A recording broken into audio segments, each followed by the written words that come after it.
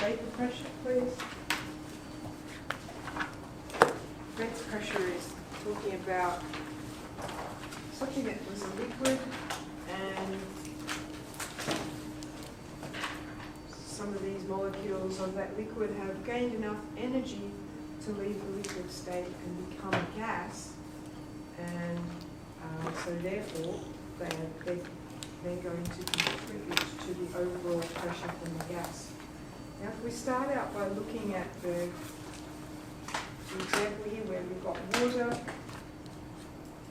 in sealed containers. So this is the water part, and then a certain percentage of the water will have sufficient energy to leave, become a gas. But if this is at a low temperature, then we're going to have a low vapour pressure. If we then take that same container and heat it up,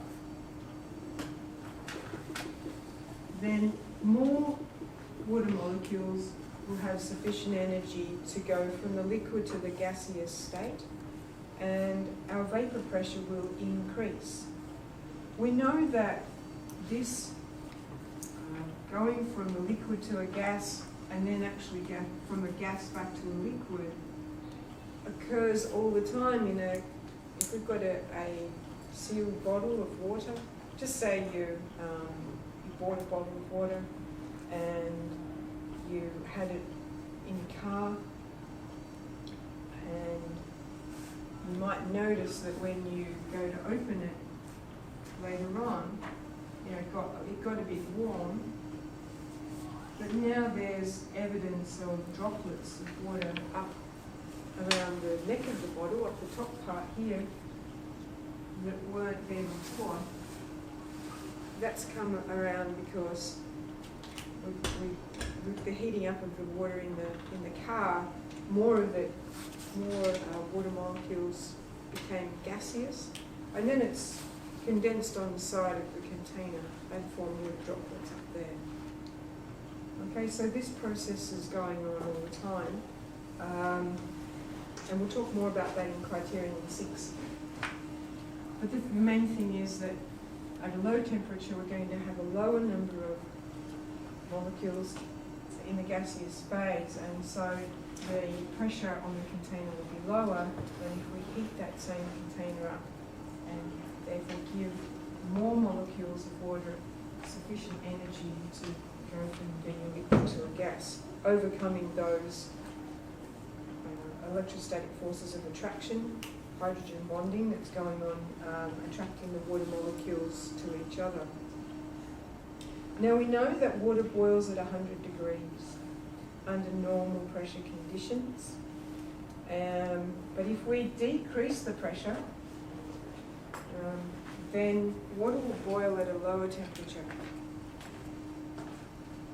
because what we've got is a bit of an equilibrium, if you like, sort of situation where a certain number of our molecules will go into the gaseous phase, and if there aren't many, if we've just got an open container that we're boiling, and if our normal atmosphere,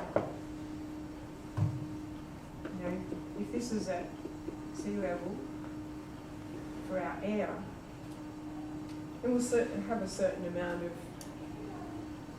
pressure down from that, from our air, and we need to add 100 degrees of energy for this water to start boiling. Now boiling is where the liquid turns to a gas, but the whole, all of the particles there will have enough energy to go from a liquid to a gas at 100 degrees. We'll look a little bit more at those phase changes again in a couple of weeks' time.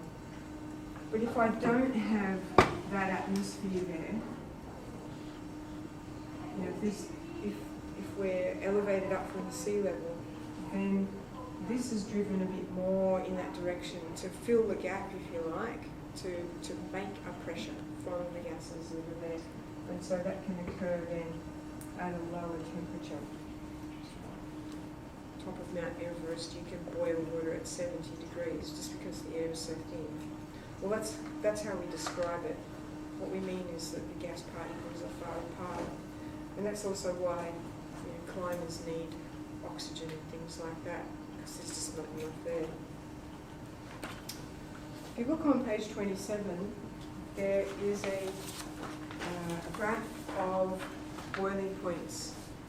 These are all at standard pressure, but what you're doing there is comparing the temperature at how many of our molecules have enough energy to escape to contribute to the vapor pressure at those different temperatures. And so, yes, at you can see there our water, vapor pressure 100 kilopascals at 100 degrees each. 100 kilopascals is standard pressure, isn't it, for standard atmospheric pressure.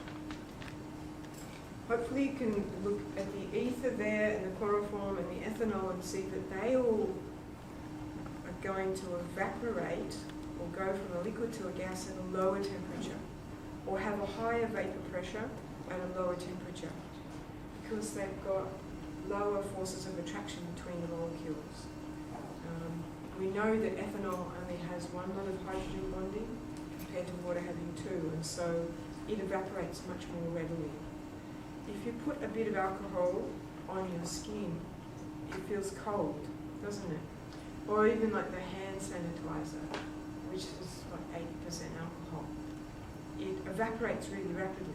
If you put your hand under a tap and wash your hands stay wet for quite a while, but if you put your hand under those things that got everywhere where you're supposed to sanitize your hand, then it evaporates quite rapidly and your hands feel cold because of this relationship where there's less forces of attraction between the molecules, and so they go from that liquid to gaseous state much at a lower temperature, or more readily at the same temperature.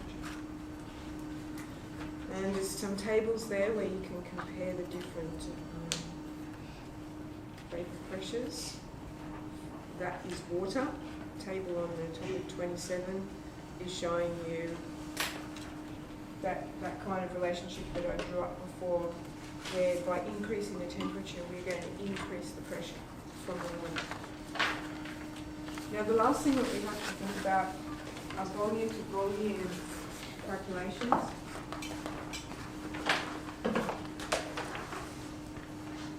Which are, it's on page 28. Actually, the last thing in this booklet, but we haven't finished the calculations for the crack thing that we need to get that done too. This is saying that, again, if we consider our gases as behaving as ideal gases, then we know, which is like higher temperature, lower pressure kinds of situations. We can then assume that for the same volume, we have the same number of particles present, no matter which gas it is. Okay, so if I have got 3 containers and they are all the same size and they are all of the same pressure,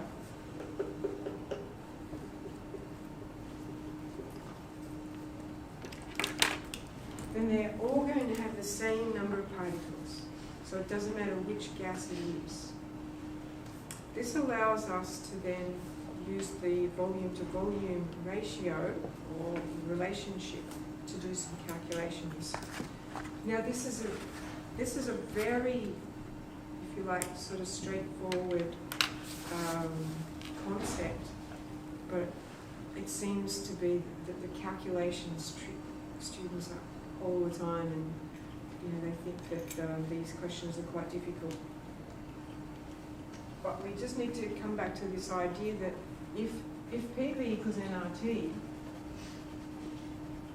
and they are all the same volume, and they're all at the same pressure and temperature, then they must all have the same number of moles.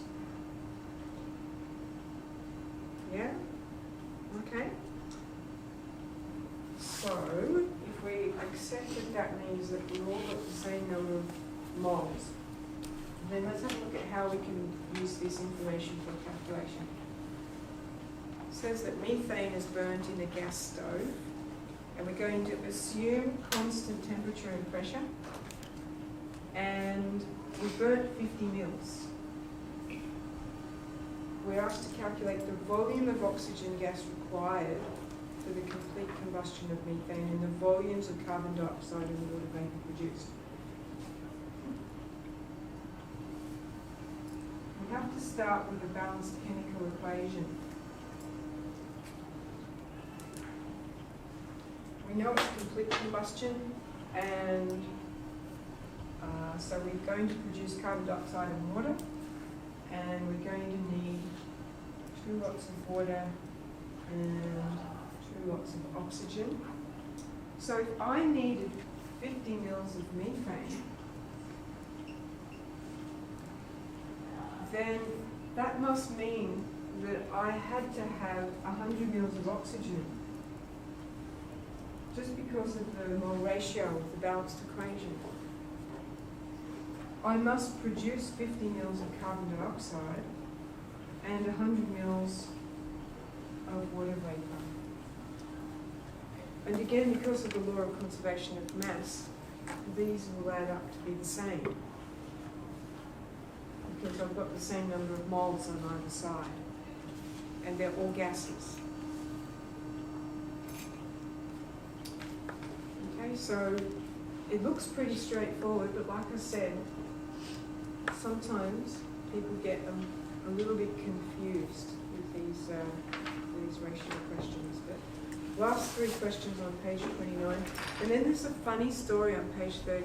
I love the story on page 30. It's very